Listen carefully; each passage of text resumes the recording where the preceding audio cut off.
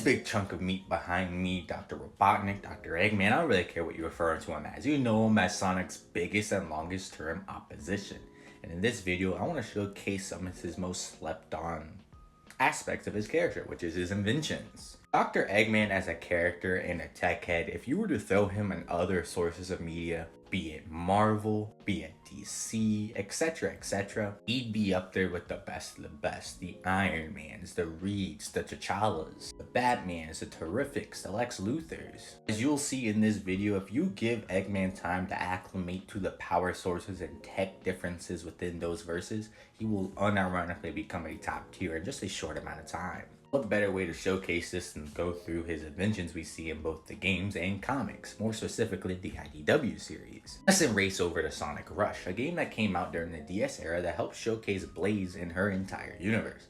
Unironically, showcases some of the best Eggman feats in terms of inventions there is in games, like the Egg Salamander here. Eggman tells us that the Salamander is powered through the Soul Emeralds. If you don't know what the Soul Emeralds are, they are practically a parallel universe version of the Chaos Emeralds in the main timeline, and Blaze is their supersonic. Using that said Soul Emeralds, as you would expect from Eggman, the first thing he decides to do is run the fade with Sonic, which he does. Not just base Sonic, supersonic, and this machine is able to contest them damn near 1-to-1. But despite what I just showed you, there's a secret level.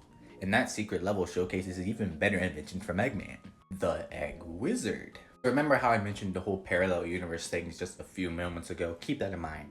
Nega Eggman tells us one thing, that both worlds exist as separate dimensions. The fact that these dimensions are referred to as parallel universes. The only reason they exist / are able to sustain themselves is due to a power known as the power of the stars. That said power Nega Eggman is talking about is what fuels the Egg Wizard. That shit is so strong that it took Blaze and Sonic combining the power of both their emeralds, both of them transforming into their super forms, just to stand a chance. Alright, now let's speed along across a couple of generations, shall we? 2 Sonic generations. That's when we get introduced to this guy, the Time Eater. The Time Eater is a primordial entity that Eggman uses to manipulate all of time itself, rewriting reality to his own image. His powers are more potent than just time manipulation. When affected, you're getting erased from the time stream altogether, so this is practically a form of existence erasure. On top of having the abilities to travel across the time stream, i.e. a different dimension.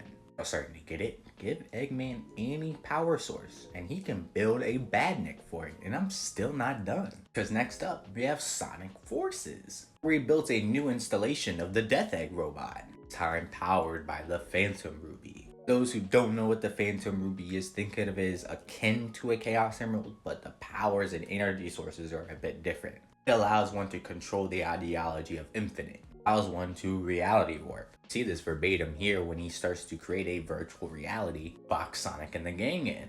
That's not every invention Eggman has had in the game, at least in my opinion the most prevalent and powerful ones, just to showcase that, again, regardless of the power source, all he needs is a little bit of time and he's gonna whip something up. Doing things also, I'm taking us to the IDW comic series, a Canon series that takes place right after Sonic Forces. This unironically might be some of Eggman's best showcases because he's just building shit to build shit, even without a direct power source to do so by. I'm not gonna touch on Metal Sonic or Bell, is that there's just so much information about these two that it could be its own unique video. So I'm not going to showcase all of Eggman's inventions because there's like 70 plus issues, we'd be here forever. But we're going to start with issue 37. Sonic, Tails, Amy get consumed by this alternate dimension. As the issues go on, we learn more about said dimension. Tails gives us a super analytical scientific breakdown. If you want to pause the read, I suggest doing it. Eventually, Eggman himself pulls up. Eggman tells us that he bent the laws of physics to create this pocket dimension that's always growing and folding back into itself infinitum amount.